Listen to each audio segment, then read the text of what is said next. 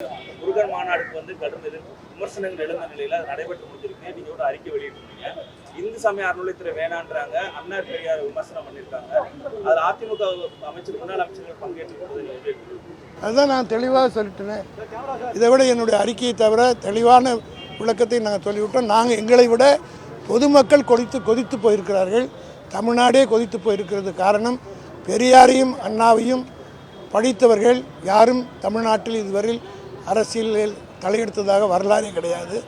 ஆக இந்த இருவரும் தலைவர்களையும் பழித்து பேசியவர்களை வேடிக்கை பார்த்ததை திராவிட முன்னேற்றக் கழகம் மட்டுமல்ல, தமிழ் உணர்வு மிக்க அத்தனை பேரும், சுயமரியாதை உள்ள அத்தனை பேரும் கண்டித்து கொண்டிருக்கிறார்கள். நீங்களே அதை பார்க்கலாம். ஒரு வீடியோவில் என்ன ஆயிருன்னு சொல்லி கேட்குறாங்க சார். ஒரு வீடியோவில் போய் என்ன ஆயிர போகுதுன்னு கேட்குறாங்க. ஒரு வீடியோவில் போய் கொள்கைகளை போய் அது சொரணை உள்ளவனுக்கு தான் வரணும். ஒரு நாள் ஒரு சொல்லும் சரி, 1000 சொல்லும் சொல்லி உணர்ச்சி மயமாக இருந்தால் அது உரைக்கும்.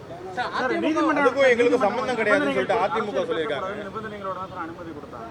ஆனால் அந்த நிகழ்ச்சியில் அரசியல் பேசப்பட்டிருக்கு, தலைவர்களை பற்றி விமர்சனங்கள் எழுந்திருக்கு. அரசு சார்பாக நடவடிக்கை உண்டு.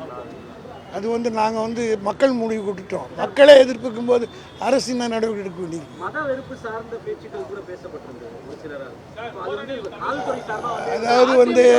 அதாவது நீங்கள் பெருசாக்க வேண்டிய அவசியம் கிடையாது. ஏன்னா மக்கள் அது புறக்கணித்து விட்டார்கள்.